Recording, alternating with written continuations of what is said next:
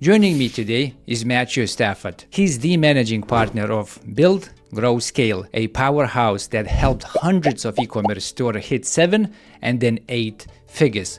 Matthew worked with brands like Organifi, Piperloo, and Pink Lily.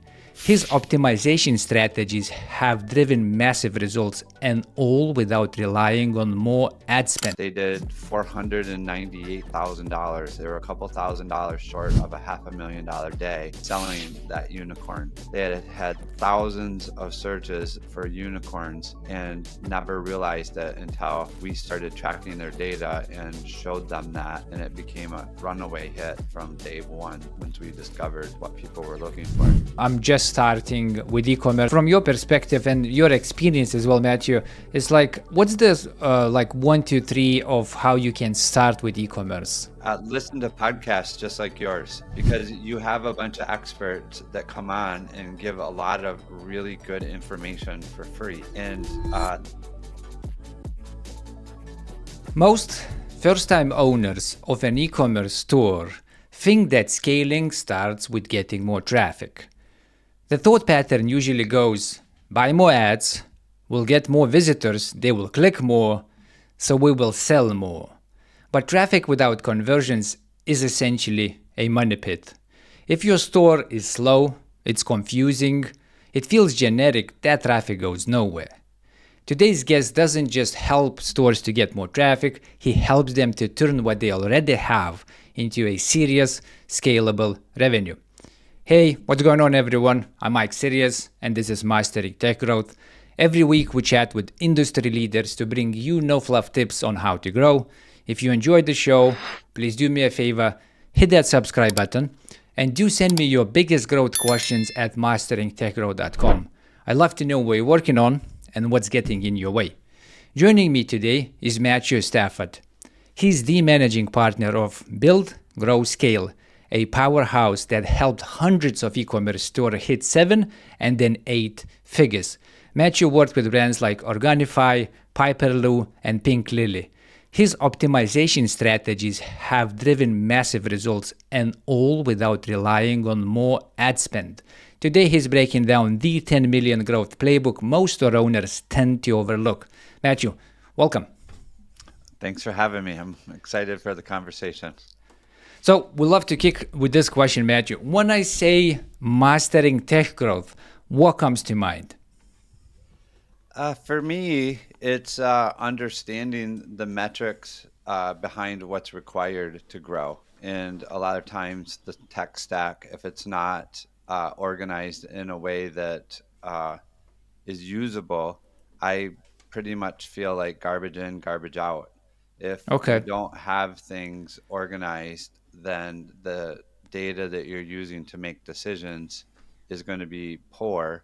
And Mm-hmm. so your decisions is basically like throwing something against the wall and hoping something sticks and I then love that. reviewing it afterwards. All right. So we're basically saying if you want to master, you have to be data driven. So you have to be making decisions on data. Otherwise, you're effectively just guessing. Yeah, for us, we do split testing and optimizing every single day. And I would say that without the data, when we have to guess, we're probably going to be wrong 70 to 80% of the time. Okay. With the data, the odds are in our favor to create that predictable growth and optimization. So the data is essential. Is essential. Why do so many startups then just ignore that step? There's so many people just launching things and not really thinking about any data gathering whatsoever. They're just excited to get something out. They buy some ads to get traffic. And are we saying you should not do that at all? Like, just think about the data capture step before you actually start putting money into buying traffic? Yeah, I think a lot of the reason why people don't do it is it's boring, and it's also difficult to do it long enough and enough times to actually get good at analyzing it. So most people they don't understand how to get their data in a usable format, and so to try to go find it in Google Analytics if you're not an expert Yeah. is a full-time job. So really, what we do right away is when Mm-hmm. we have a site, we get the data cleaned up, and then we create a data studio report that Mm-hmm. gives an average person the ability to look at their data in a usable format.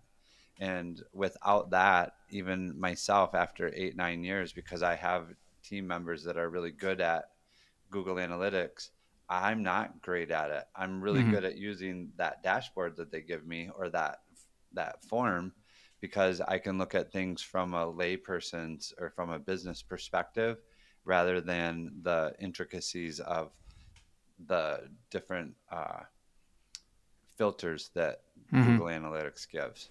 I get exactly what you're saying. I have lots of tools being set up, and sometimes you look at them and you go through the data. You see some points, but you have to know what you're looking for. Effectively, these numbers has to be crunched down to give you some type of conclusion at the 10,000 foot view, right? That's what we're saying. It's like if you just have numbers, it's just going to be numbers to you. Yeah, and that's really all Google Analytics is. It's a hub that stores a whole bunch of data, and then the tag manager filters it so that you can go in and search it. But without having a usable format, it's just a lot of numbers, and it's very difficult. It's very difficult to understand. So I Okay. would say that probably the number one thing that we encourage people to do is get their data accurate and then get it in a usable format. Uh, it's not important for the site owner to know how many bot visits they had.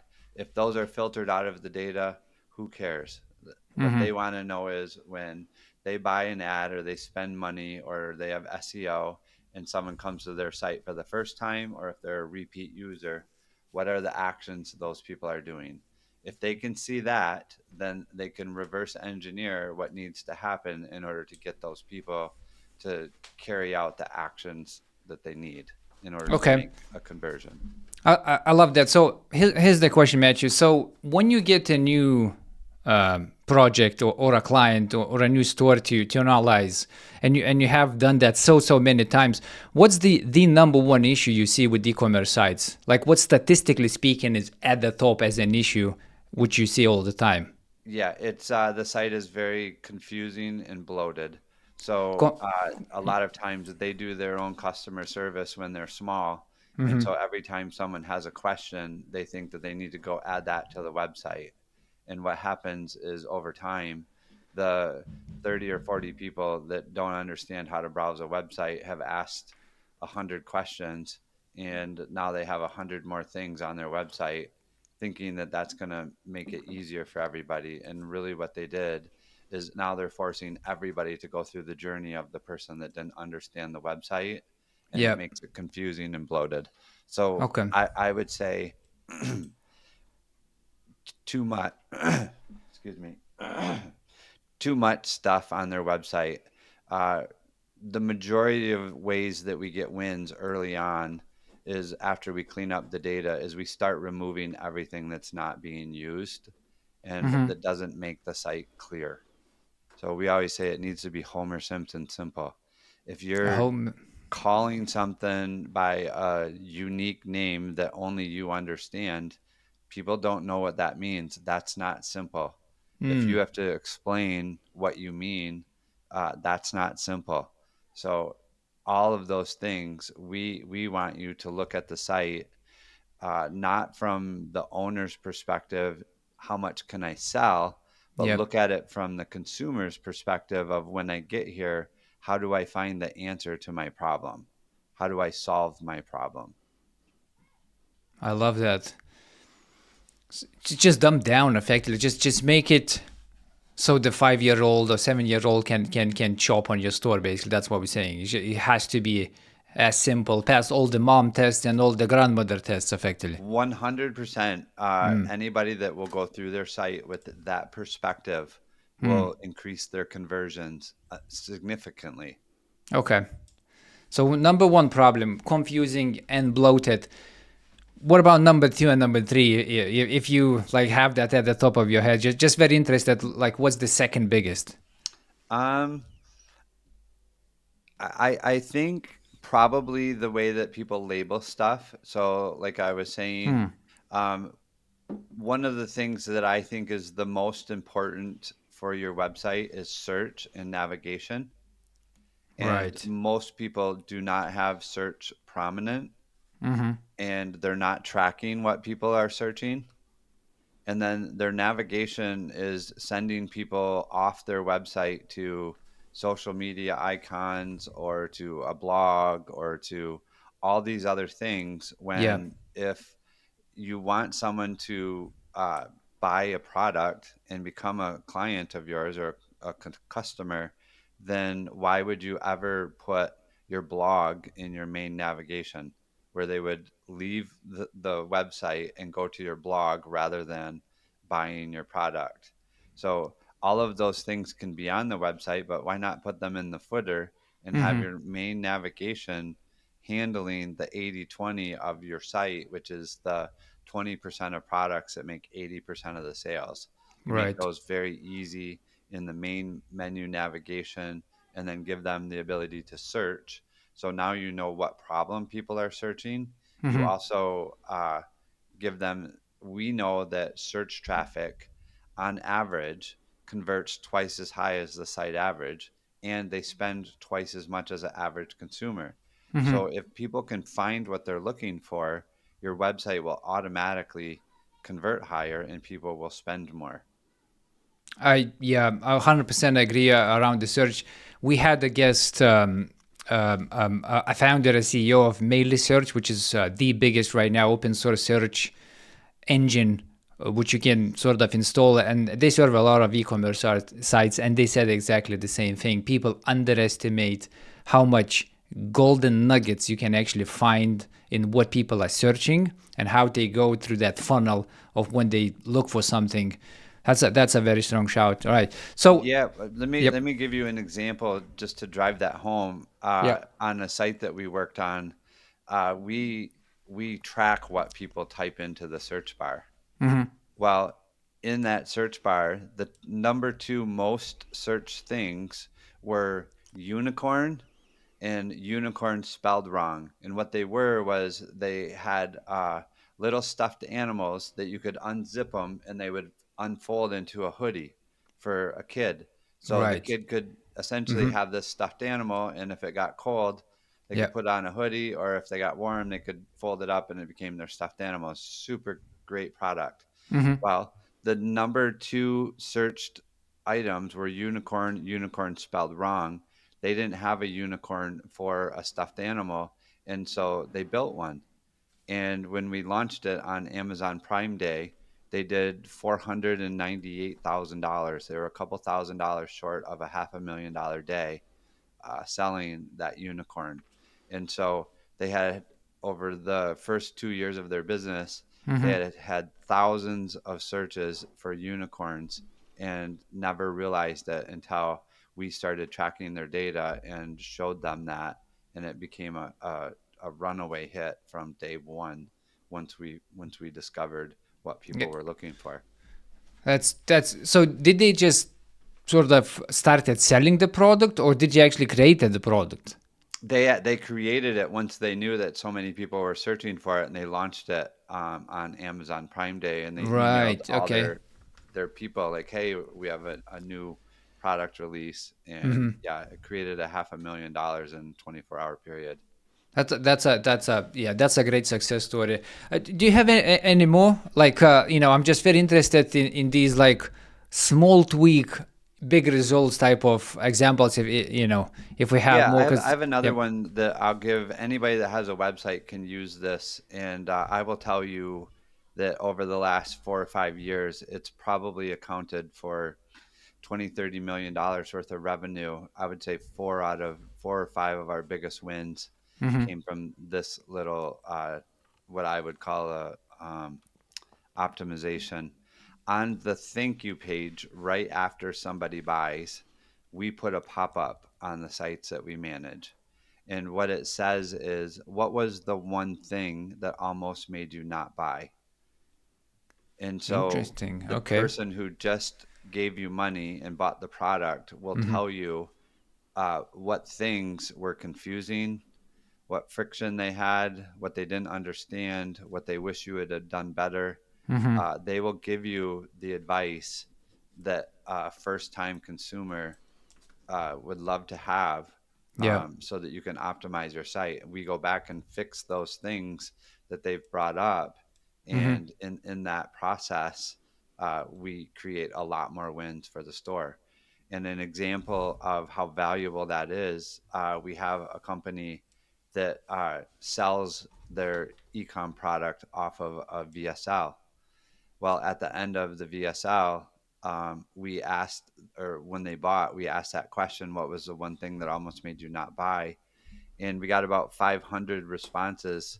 426 of them were, the video is too long. Well, the owner said, Yep. we can't shorten the video because every time we do, conversions go down. And so I said, well, it's obviously a problem, and it's for the overwhelming majority, over 90% of the people said the video was too long. How do we fix that? I asked them, do you watch your videos on one time speed, or do you speed them up? Mm-hmm. And they said, no, of course we speed them up, 125 or 150. I said, let's give them the ability to do that. Mm-hmm. And they did. And we got a 10% lift. So Nice. they went from, they're a $60 million a year company, and we got a 10% lift on the sales right at the checkout, by giving people the ability to do that. It's a $6 million win for them. Yep. That's excellent. I want to read this quote, especially about the checkout, which comes from the Baymar's Institute. The average large-sized e-commerce site can gain as much as 35% increase in conversion rate just by making design changes to their checkout process. So I'm very fascinated, and I was, asking these sort of questions, like some examples or biggest problems, and I was sort of, to some extent, we're expecting that checkout will be in that list. So from your perspective, Matthew, like, where is the clunky or not really good checkout flow or checkout page itself in your list as a problem to fix? Yeah, so I love that, and I do. We always start at the checkout first because that's where the transaction takes place. So if Hmm. I can improve your checkout, you instantly make more money. Yeah. If I improve your homepage, that just means more people get to your category page or your filters. If I increase your product page, that just means more people get to your cart. It doesn't necessarily mean you're going to make more sales yet. Yeah. And so by fixing the checkout first, you make more money. And then every change on the website, as we work backwards, that improves, you Hmm. have more people going through that checkout, giving you more money. And so that gives you the ability to go ahead and spend the time doing the proper conversion rate optimization that you need from the extra money, hopefully, that you're getting through the checkout. Yeah. So, any real examples of recent checkout optimizations? Is Yep. like what's like when you look at the checkout, and you probably have already like muscle memory just purely from how much work you did there. You go like bad, bad, bad, or do you actually go in and you go, good checkout? Do you guys capture some data around the checkout? I want to see some numbers before I make decisions. It's like how your thought patterns goes from I just got this project, I just got this checkout, to this is my suggestion of what we need to change and improve. Yeah, so we certainly have some best practices that we know will improve any checkout, and those we would implement immediately, and as we're setting up the data collection, because our goal is always to get them more money as fast as possible. But One way that we know that works, and it works very effectively, is the form fields. So the more form fields you have, the lower your conversions are. But what we noticed is, because we track the errors on the checkouts, that the email and the phone number uh, produce the most errors of any other form field on on the checkout, and we need those to be accurate. Mm-hmm. So, or we want those to be accurate because one, our abandoned cart recovery emails go to that email, and Yep. same with SMS, which is a huge revenue driver for e-commerce. So what we did is we started testing the language that we put in those form fields. And so I read a book from Robert Cialdini called Persuasion. Mm-hmm. And in there, he gives a story of them running a test of allowing people to cut in line. And so what they do is they have 10 people ask, "Do you mind if I cut in line?" And 8 people get rejected, and they only allow 2 people to cut. But then they have another 10 people ask if they can cut in line, but they give a reason. And the reason is just random, like my kids are going to be late for school, or my Right. kids are this, or I'm running behind. And what happened was the mentality of the people that allowed them to cut switched. They now Right. allowed 8 people to cut in line and only rejected two. And the reason didn't matter what reason they gave, it was just the fact that they gave a reason. And so I Mm. used that same philosophy in the checkout. We're asking for private information, we're asking for their personal email, and Yep. we're also asking for their phone number. So I thought, well, if we give them a reason, maybe that will stop some of those errors. We'll get more people to say yes rather than giving us bad information. And so what we put in the email form field is email required for order confirmation. And we've tested all different language, but we've never been able to beat that one. And my hypothesis is the email order confirmation is opened 85% of the time. It's Mm-hmm. the most opened email ever sent. And so people want to know that they ordered the right thing, or that you have the information correct. And Yep. so they give you their good email. And so we reduced our form field errors by 279%. So almost 3 times less errors by giving people a reason why we were asking for the email. The other thing that we noticed was our abandoned recovery went up. And the reason why I think that happened was because now people had a reason to give us their email. They gave us their good email. And so now it was more effective than their old spam email. So So the story you just gave, Matthew, is basically it went from 20% allowing, so 2 out of 10 to 8 out of 10, which is 80%. So 4 times better, and you basically reach very similar result by just giving the why or the reason behind why you're asking for email and phone number when it comes to people effectively making the error with the phone and email, which is you Yeah, under effectively the they giving phone, fake. under Yep. the phone, the language we use there is required for shipping notification.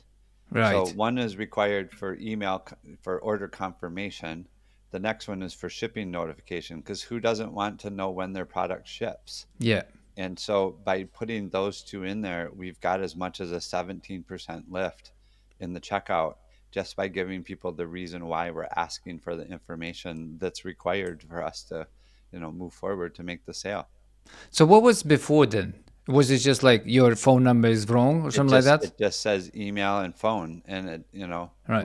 we tracked that, and we got Okay. errors all the time. Yeah. Most forms just it literally just asks you for the email. Well, we just say email required for order Yeah. confirmation. Okay. I get you. Right. So how would then store owners go about identifying these? I want to say reasons of lower conversions. It's like, is that a pure skill on your end, or it goes back to what we said about capturing the information first?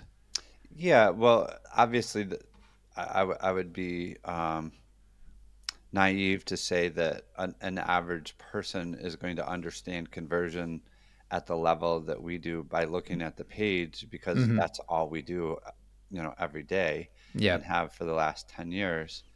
Our goal isn't in learning how to drive traffic. Our goal and what we work on is, once the traffic gets to the website, how do we turn that into a buyer? or how do we turn that into a lead that we can nurture that will eventually become a buyer? And that's our entire focus. So, yes, in order for someone who doesn't do it all day, every day, their proficiency is for sure going to be less.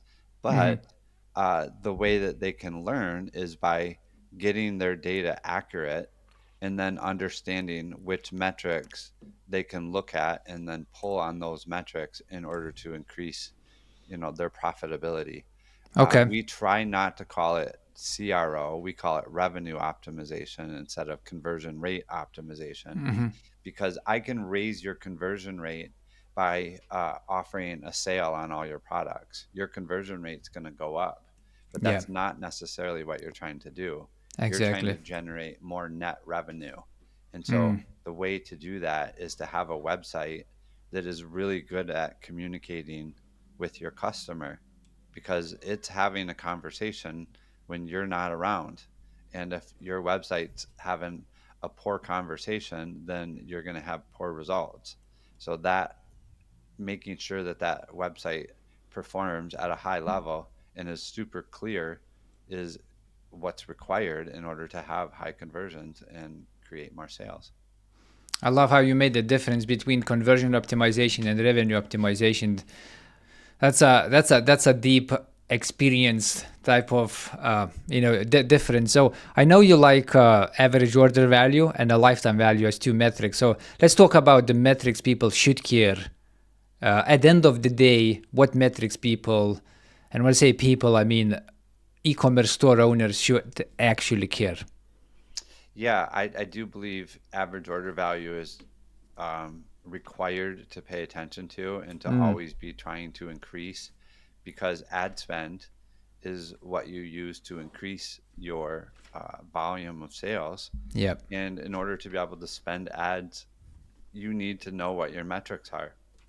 If your average order value is $100 and it costs you $100 in ads to get a sale, you've lost the money, because now Yep. you've spent the entire average order uh, in an ad. And if your product is a one-time sale, then you've lost the cost of goods and the pick, pack, ship, all of that. So you need to know your metrics, and you also need to know how often people come back and buy again, because then you can break that down into what you can spend to acquire a customer. Once you know that, if your average customer comes back, for 3 or 4 or 5 purchases, and some of the brands we work with a lot more than that, Hmm. then you can go ahead and spend more than your competitors, because you know over time that you're going to get your money back plus a lot more. And Hmm. so you could break even on those customers and just acquire as many as possible, knowing that on average 60 to 70% of them are going to come back and buy again and again. That's where it requires you to not just be good at marketing, but to have a very good product, Hmm. something that when the person receives it, they like it, and then they are willing to spend money with you again. Okay. So are the average order value and the lifetime value your favorite two metrics to track and look at the apex of all the numbers you look I at, would or you have say something more? a couple other ones that really matter to me is your add to cart percentage, Mm-hmm. and then the amount that complete the purchase. So you want to know those metrics, because those are telling you how well your website is doing at converting the traffic into a sale. And you can kind of reverse engineer what needs to happen in order to do that.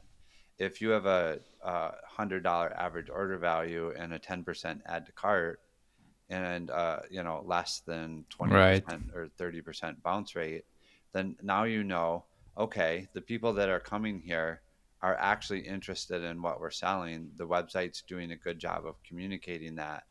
But if your conversion rate to a sale is 2.5%, well, then we can go, oh, I need to figure out how to, or if it's 2%, I need to figure out how to increase that.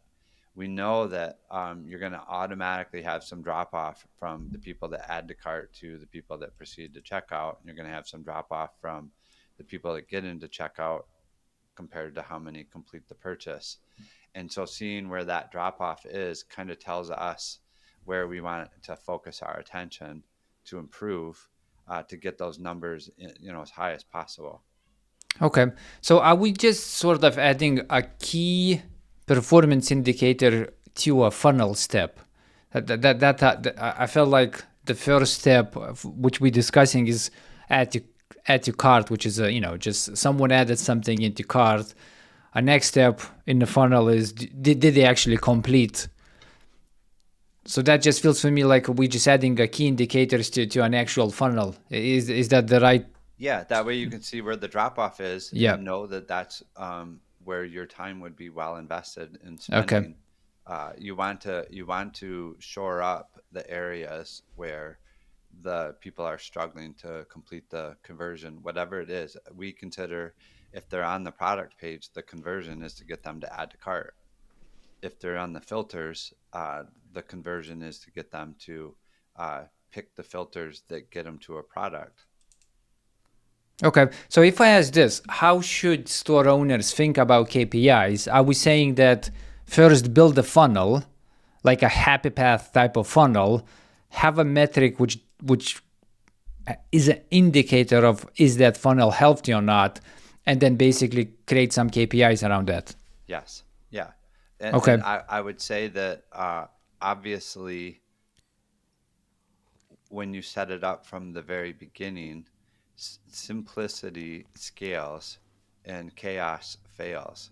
So trying to give them more information instead of important information always creates confusion and less sales. It's much, much better to have a very simple funnel than trying to handle everything. I call it the paradox of choice. When you give them too many options, your conversions always go down.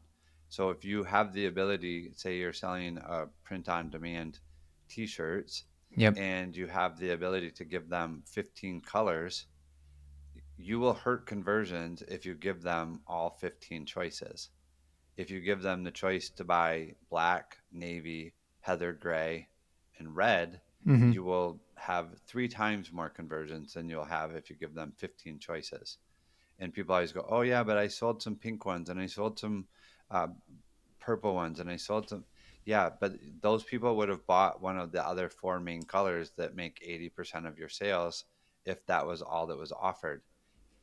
What you're not seeing is all the people that said, "Oh, I like purple. Oh, I like red too. Oh, that shade of green is cool. You know what? I don't know which one I like best. I'll just come back later." And they leave. And so Yep. that's happening all the time. When you give them too many options, you create that paradox of choice. I love that. I mean, I don't know why, but people brains don't think in simplistic ways. And we tend to overcomplicate things. And the moment Absolutely. you were talking about this use case, I was like, if I put myself in the shoes, I would want to add more colors because that feels like I'm offering more. Right. But what we're saying on paper and in practice, it actually hurts conversion. So that's not Yeah. a good choice, right? And It's, I am yeah. very bullish about it because I have never ever had our split test prove us wrong ever in 9 years of removing options. Every single time it has increased conversions. And if you're actually storing your stock, that's so much better because now you have less stock to handle. Yeah. So it's Yeah. just The business actually overall gets win-win. easier. Oh, it just blew my mind a little bit there. Oh, that's a good one. So I have this quote from PPC Geeks, which I wanted to drive this, average and lifetime value quote. So what they're saying is that average order value and lifetime value are vital metrics to assessing the financial health and growth potential of e-commerce business. And they did a little bit of math and study around that. So effectively, these numbers need to be healthy if you're considering scaling through buying traffic. And I think that's exactly what you were explaining, Matthew, as well, is that if these are not healthy, you're just going to be burning money on ads. Yeah, or you're just not profitable. Yeah, exactly. Or you're just not profitable. Yep. Okay, so build a funnel, get some KPIs into the funnel, make sure you're capturing data, then potentially start, getting or buying more traffic. Hopefully everything sort of, works out. We talked about a little bit about cart abandonment and the adding to cart metric. So if people are tracking this right now, can you give a little bit of indication what's a good number? Like you are doing very, very well number, you are doing okay, sort of market average number, and then you probably could be doing, better number around these KPIs. Yeah, you'd be surprised how many people don't even send cart abandoned emails. Or if they do, it's just the template that Shopify gave them. So they don't have any thought or effort put into that. What I will tell you is if you interview your customers or you look at customer service, what are the most consistent questions that people ask? Use, like, say you have 3 questions that are pretty standard that a lot of people ask. Well, use those in your cart abandonment. Send out an abandoned cart email that explains or handles that one question with some information, and then include their cart, uh, the items they had in their cart. And then, you know, later that day, send another email that handles another issue that is a question that people ask. Because most the reason that people put stuff in their cart and then don't buy is they either don't trust you, or 2, they have an unanswered question. So why not handle some of those questions in those emails where you're getting them to come back and buy, rather than just say, hey, I'm going to give you 10% off. Hey, I'm going to do this. Well, now what you did is you just devalued your product. The first email, which is going to be the one that's going to capture the most, is, I think, should handle one of the most asked questions, and then just include a link to their cart, not even a discount. Later in the day, you can give them a discount and handle another objection. And then the final one that you'll send should be within 24 hours of when they abandon, because we've seen that that's when all of the recoveries come, and literally less than 1% come after 24 hours.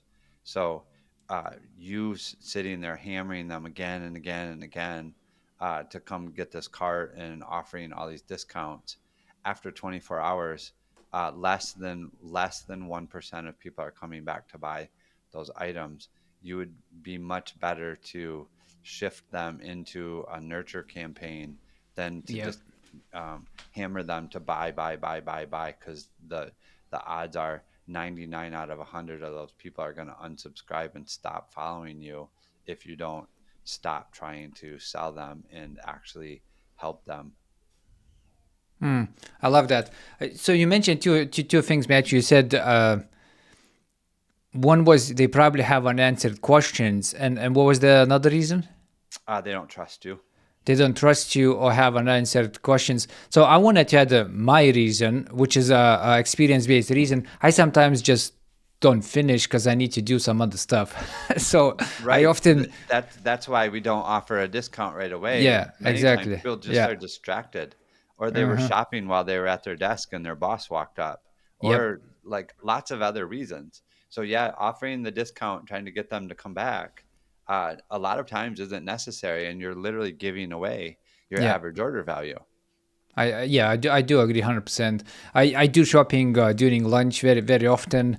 And my shopping is, I do a lot of like software shopping. I love just buying tools, trying them out, seeing what's going on in software world. And I sometimes just browse around really, and I put something in the cart. I was like, that's good, that's good. And it's almost acts like a bookmark for me. And I then, do I do my this at lunch the sort same of thing. ends. I'm like, okay, I need to go back to work. And then I get an email next day and they go like, hey, you have a great taste. You put all of these in a card, like, do you want to sort of continue? And now I'm thinking, I don't remember asking any questions, but it definitely pulls me back, if especially if I really wanted to buy. Yeah.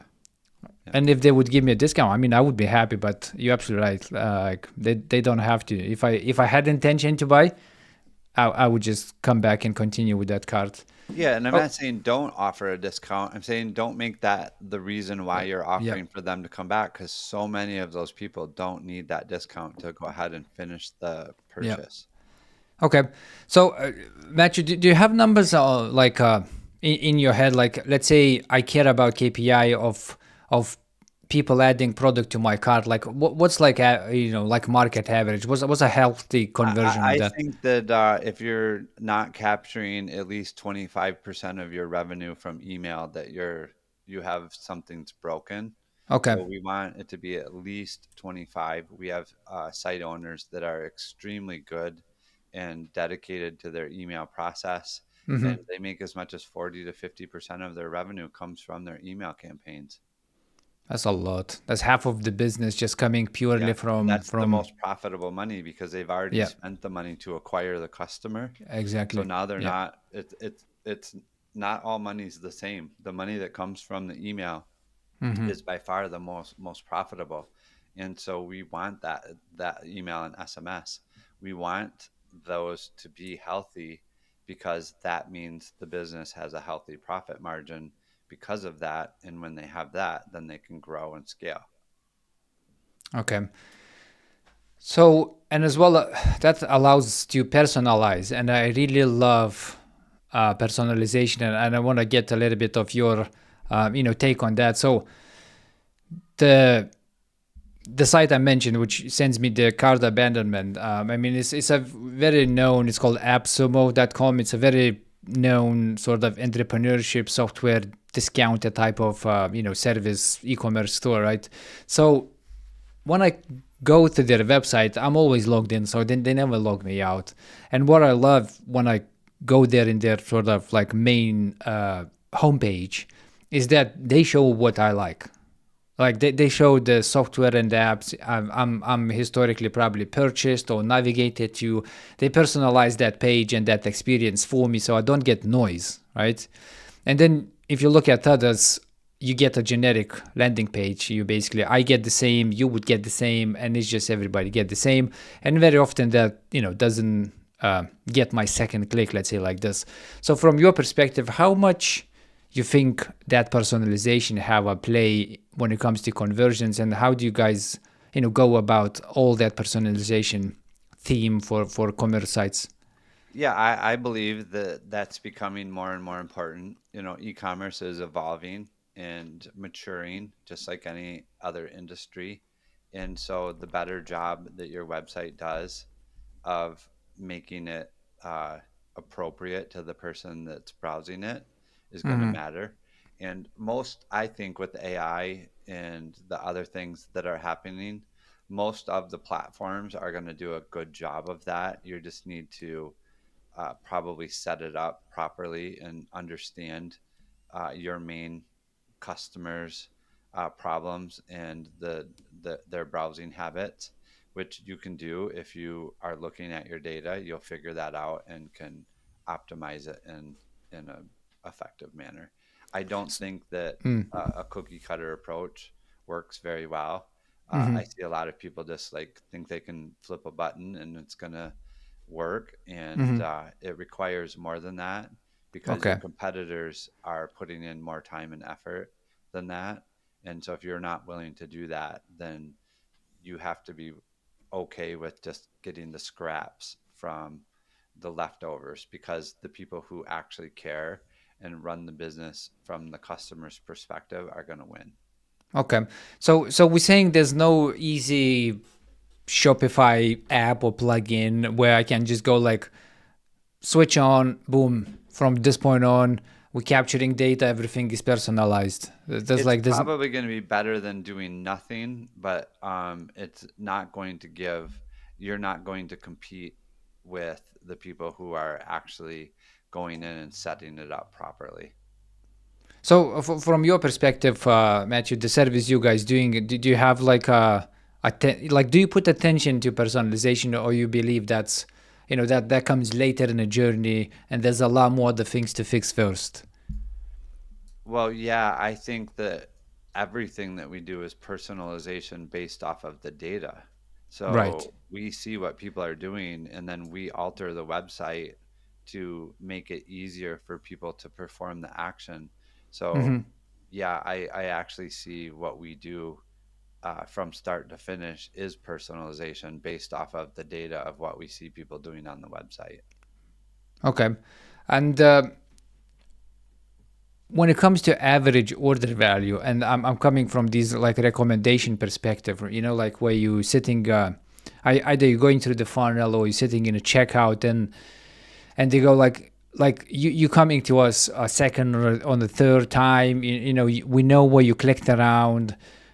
We think with what you have right now in the cart would be much better if you would add a couple of these things. So effectively, like recommendation with personalization. Do you have any insights on like how much it increases the average order value percentage Yeah. wise? Yeah, so we do, and we've tested it a lot, and there's a lot of misconceptions. A Okay. lot of people add a whole bunch of upsells in the cart, and that actually hurts conversions. Your average order value will go up because you actually will have less sales, but the number of or the order value will go up because people are adding extra items. The problem that we see with that is now you have less customers to market to come back again and again because you've tried to oversell them in the cart. Where we believe and what we've proven with data is that the upsell can be offered on the product page, not in the cart. The only Right. Okay. only item that we would ever offer in a cart is if I'll use an example of one of our clients, and uh, it's a Choose Muse head device for meditation. Well, it's a $230 or $250 product, and it's it's kind of it's expensive and it's delicate. Well, in the cart they have a case that you can buy for like $26. Well, the case in the cart for this item that they sell had a 70% take rate, and it's the highest that I've ever seen. But it was a no-brainer. Like if I'm going to spend $240 on this device, I want something that will protect it. And if it's only $26 and it's made for this device, it's perfect. And so it works really, really well. Ones that I see all the time that are done very poor is like somebody that's selling clothing, and then they offer shoes and this and that, and they have like three or four things that you can select to um, add to your cart. And I always ask the owner, is there enough information on that upsell right there for them to make an educated decision, or do they have to stop their buying process and now go look at other stuff?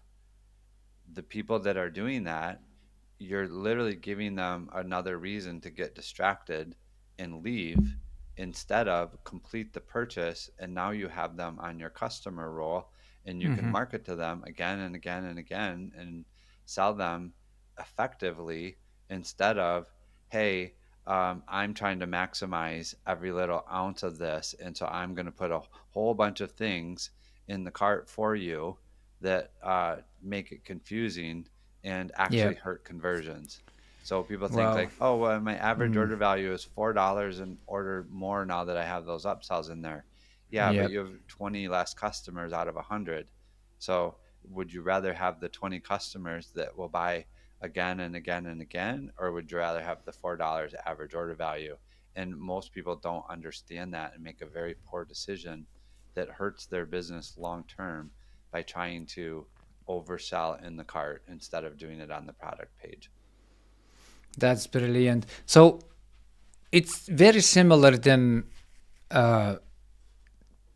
thought pattern when we talked about the colors. It's like adding 15 fields good to you because you think you're offering more choice, but actually offering more choice hurts your conversions. So it's a very simple situation over here. You think you're offering more. If they're buying a shirt, maybe they want my shoes, maybe they want my pants, and it feels like good to do that. It feels like something, I'm just showing that I have more, but actually that's distracting to the buying process and again hurts conversion.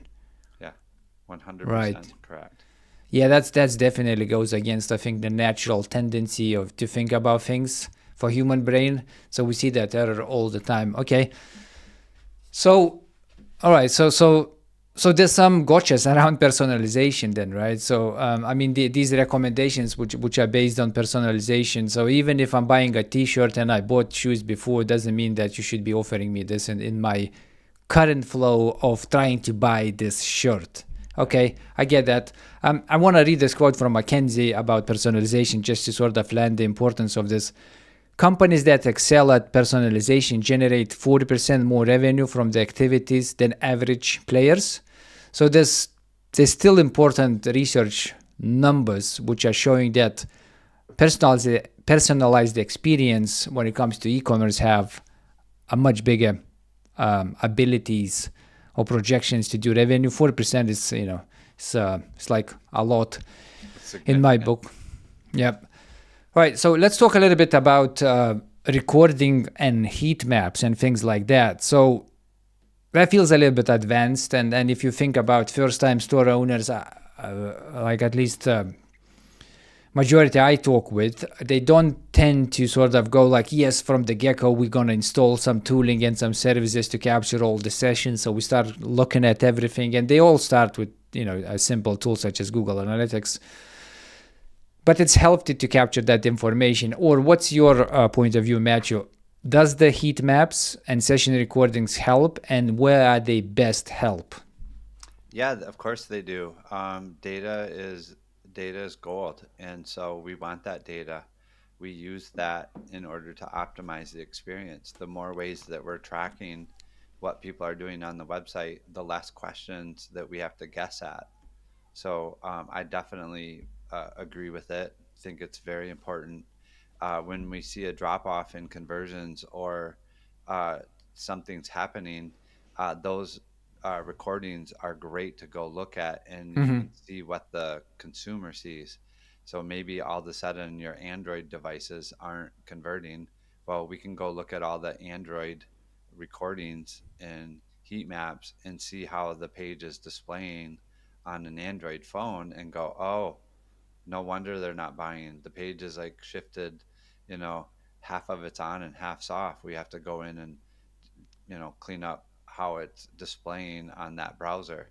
And then all of a sudden conversions come back. But we Yep. wouldn't know that if we couldn't go look at what they're seeing. Okay. So how do you like when you look at the recordings and you try to judge what exactly going on? It's a little bit of like science and gut feel and experience, I presume, because if a casual mortal looks at the recording, it's just like, yeah, okay, it's a recording, unless it's very obvious, like site is broken and something is not visible. Otherwise, it's like, okay, well, I can see what you're doing, but how do I go from this to an actual formulated A/B test action plan Yeah, practice. practice? The truth of the matter is you're never going to become the expert if you're not willing to put in the work. So if you don't want to do that stuff, pay someone to do it for you. It pays for itself. If you do want to do that, or you do want to become proficient, you should probably still pay someone to shorten your learning curve, because if they can help you over a month or two and prevent you from having to spend hundreds of hours to learn what they've already learned, now all of a sudden you have a much bigger lever to pull in your business based off of someone else's expertise. Yeah. And so for me, I don't ever try to think, how do I figure this out on my own? I have always, once I realized, how valuable it is to pay for the expert, you can shortcut months and months and months, sometimes years worth of effort in a matter of a couple of months, and then become good enough that you actually know who to hire, or who on your team would be good at it. Do you, when it comes to these A/B tests, Matthew, do you guys always do A/B tests, or sometimes you just go like, there's no need to run a test. I know that this will perform better. Yeah, we Let's have just go some do best it. practices that we know win every time. For sure, we do Yeah. that. We Okay. do that early on. But then once those best practices are in place and the data is stabilized, it's A/B testing. Okay. Every site is contextual. One site might have 35 to 55-year-old women who are married and have a couple kids, and another site might have, 18 to 30-year-old males that are single. And so they're going to browse a website totally different than the women are. And you need to understand your demographic and understand the problem that they're trying to solve. And that's how you're going to make your website convert higher. Okay. What when you do A/B testing, and then when you have winning scenarios, and I think people underestimate how these compounding results have huge impacts. Let's say, you run A/B testing. Let's take this situation. You now stabilized everything, right? So you sort of running A/B testing, and you got a lift of like a 1%, right? With one test. Now you're using this lift of 1%. You're doing another test. Another test gives you 0.5%. Now you have 1%, and then suddenly in 6 months you just lift it up by like 8%. That on a big scale, and we're talking millions plus 8-figure type of scale, that's a lot of money, right? Yeah. So these small A/B tests and these small wins, they compound very quickly to much more revenue. So the question I have is, when you do these A/B tests, it's like, what the biggest wins you actually had in the sense of lifting conversions by in percentage wise, and what's an average expectance people should have when they do A/B testing? Yeah, you can't really do it that way, because one customer has an average order value of $100, another one has an average order value of $2,000, another one has an average order value of $240. So all of those metrics are going to change the numbers that you're looking for. The goal is that you're always increasing. So rather than say, oh, well, I have to have 2% more, or if you figure out that's what you need in order to be profitable, then you try to find the biggest levers that you can to work on those first to get that 2%, because that gives you runway to go ahead. And I believe that A/B testing is iterative, and you should always be doing it, because you can't go, oh, my site is converting at 4% now. I don't need to do anything else, because otherwise 6 months later, you're going to come back and look at your numbers and you'll be like, oh, we're only converting at 3% now. You need to constantly be iterating and evolving and working on those numbers, because e-commerce and your website is a living, breathing thing, and it's always evolving and changing, and it requires that. If you Okay. don't want to do that, then don't be in e-commerce. Go get a job. Go get a job. I love that. Go get a job. Don't be in e-commerce. So I want to share this success story, which I really love the simplicity and impact of it. So there's a business called Clark's in UK, which is a British footwear manufacturer and retailer. It's actually like quite big. I don't know how big, but in UK terms, but it's quite big. Lots of stores everywhere. So they did the A/B testing, and they shared that story online. They effectively took their product page, right? And in the product page, they had as a free shipping sentence, right? It was part of the product page. It's a white product page, and it was, black letters written free shipping, part of everything else, the product definitions and everything like that. So they took and did A/B testing. So they took the free shipping, and they put it very close to the buy button or add to the cart button, and they made it very visible. Like they put the background as gray and the text as white, so it was like impossible to miss. Like if you open that page on a mobile, like your eyes would instantly see the free shipping. And the results were that they lifted the conversions by 2.6% just by doing that, which basically resulted around like 3 million add to revenue, which is, for me, that's it's just a simple A/B test, right? It's like you almost like to your point, Matthew, it's like gut feel experience situations. Like a simple mortal would never probably assume that this could have such a big impact. Like you need to be either reading somewhere these informations or have someone who actually have these skills to go like, you know what, I know that worked for someone else. How about you do this A/B testing for yourself? Yeah, 100%. That's Yeah. that's why we do what we do, and that's what our entire business revolves around. So we definitely believe in it.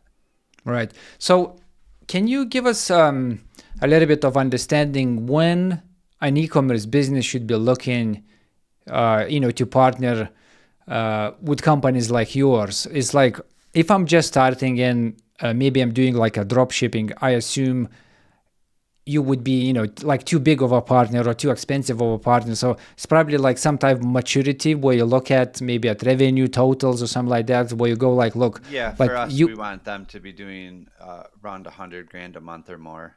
100 grand a month. So that's just above the million a year. Yeah, yeah. Yeah. Before that, there's a lot of free resources or different things that we provide in order to help them optimize their journey and understand conversions. We need volume in order to do a good job. The more eyeballs that are viewing your website, the more data we have in order to optimize. And so we put we provide developers, we provide the data and analytics and the split testing and everything to go ahead and help grow and scale it. And so we have a significant investment each month. And so we need them to do enough volume that we know that we can get the lift that makes us a profit center for them, not an expense. Yeah. If we're an expense, they're only going to spend that for a little while Yeah. and clean things up, and then we're done. Our goal is that we're constantly bringing more and more revenue and justifying the expense that we charge. Okay. I love that positioning. So, so if I'm just, I'm listening right now. I'm an entrepreneur. I'm just starting with e-commerce. From your perspective and your experience as well, Matthew, it's like, what's the like 1, 2, 3 of how you can start with e-commerce? It's like Listen to what? podcasts just like yours, Okay. because you have a bunch of experts that Yeah. come on and give a lot of really good information for free. And that free information will give you enough knowledge to know where to look or different ideas that you can leverage to grow. And Yeah. once you get to the point of, I really think I don't want to work for the customers that need us. I want to work for the customers that want us. Mm, Everybody else can have the customers that need them, mm, because those are the ones that are a problem. They're looking for you to be a magic bullet and solve all of their issues yeah. because they're too lazy to understand what to do. I Mm-hmm. want the people that say, hey, I want to grow. I'm going to pay the guy that has a proven track record of growing people, and I'm going to do what he says, not argue with everything he brings to the table. Yeah. And These are so good clients to have. Yep. yeah. I want the clients that want to work with us because they believe that what we will do is going to be an investment in their long term success, not the clients that need us because they're failing. Okay. So if you would start a new e-commerce shop right now, what that would be? What would it be? I would probably go into uh, the pet industry. I think that people spend an inordinate amount of money on their pets, and it's Mm-hmm. very emotionally driven rather Yeah. than logic. Love And that. you can also, it's a very consumable. Mm-hmm. You can sell a lot of different types of consumables, so you can sell the client multiple times. And so, yeah, if I was starting a brand, it would probably be, somewhere around people's pets. I love that. He just took my answer from my head and put it and put it in the podcast. I've seen a lot of successful uh, very speedy type of e-commerce brands where you just like they don't exist and suddenly they're quite big, and they have been driven by toys for dogs or cats and things like that. So yeah, that's a very good shout. Right. So I have a 10 plus rapid questions, Matthew. So these are sort of to maybe take us a little bit deeper in the topics which we discussed. So say 30, 60 seconds type of answers. Ready to go? Sure. All right, let's go. What's a simple test that surprised you with how much it improved sales?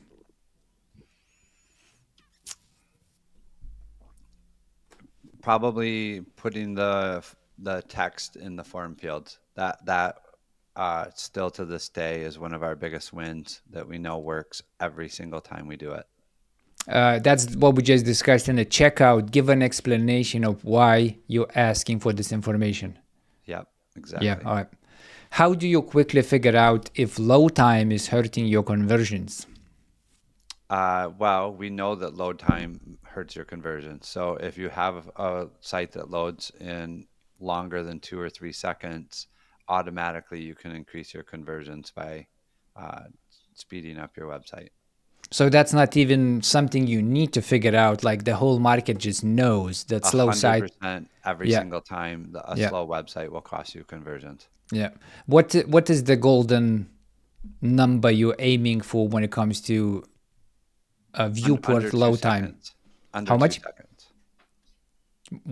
2 seconds. Under 2 seconds. Yeah. Under 2 seconds. All right. What's a low effort way to test different pricing strategies? Ask your clients that have already spent money with you.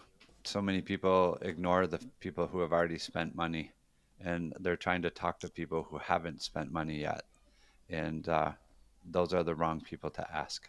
Okay. So basically go to your client base who already trusted you to give their money to you. You gave them a service, you gave them a product. Hopefully it You, went well. So there's you a have a good, relationship with them. yeah, Use exactly. that relationship to get Yeah. more information to provide a better service. Okay, excellent. How do you measure the impact of trust signals like reviews, security badges, and others? By the lift that it provides on the page. So we know that when we add the correct symbols underneath your add to cart button, like American made or ships in 24 hours, Yep. we know how much of a lift that brings. So we measure all of that. Is that A/B testing again, Matthew, or is that best practice? You know it works, Oh, so we just add have it it. and we track the data. Yeah, Okay.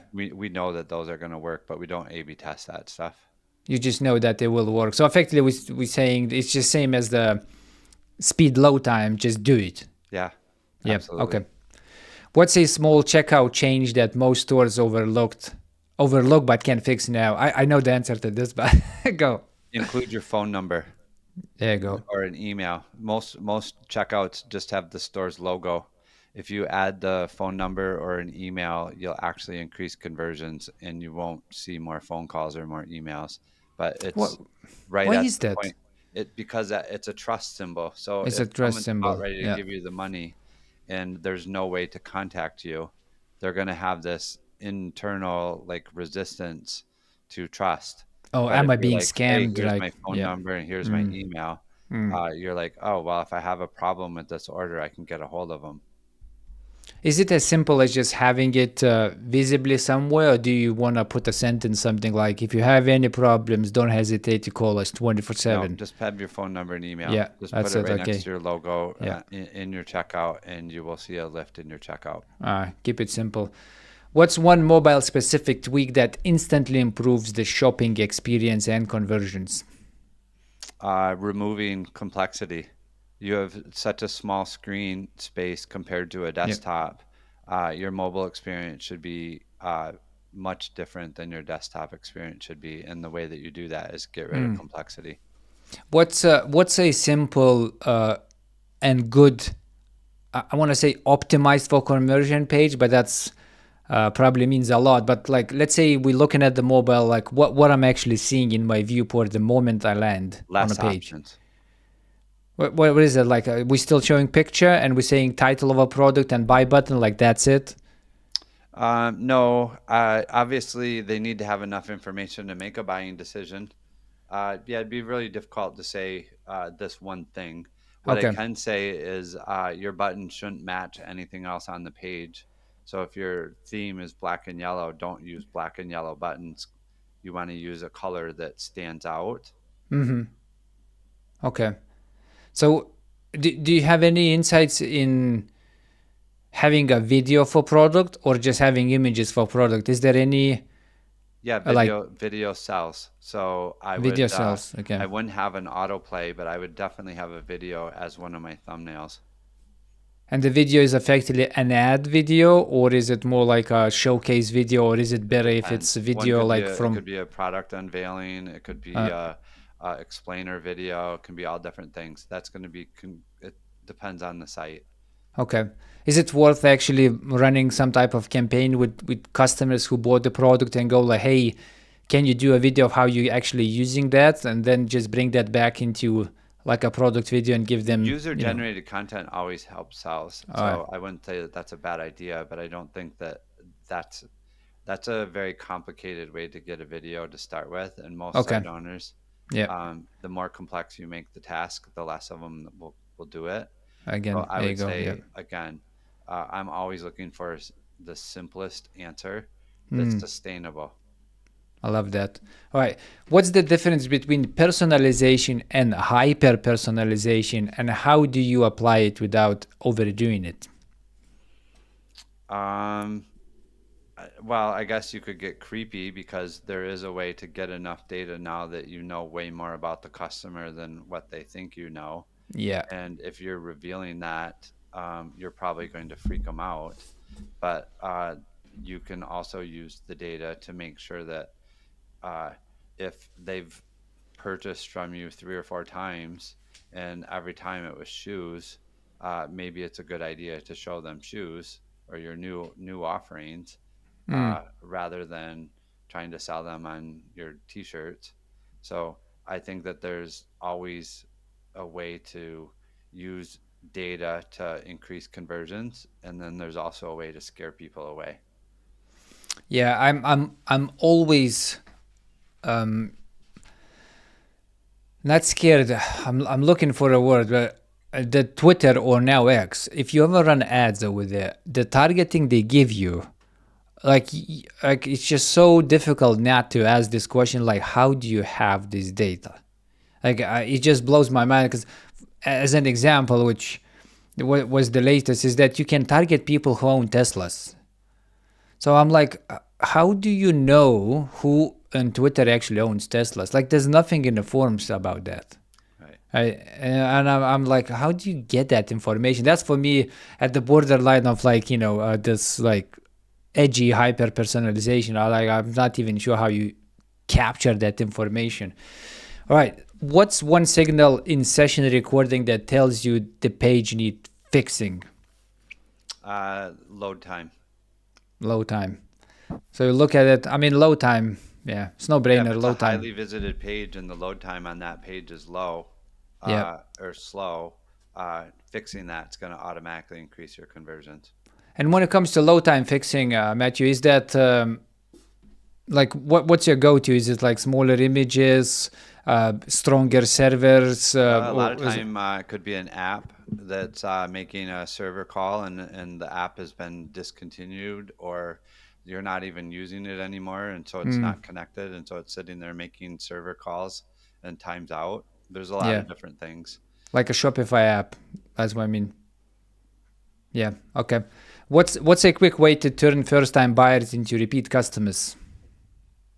Treat them good. Stop trying to beat them over the head to make more sales and just treat them like you would want to be treated. Okay. It's So amazing yeah. how shitty people are at forcing people through their funnel instead of actually taking care of them.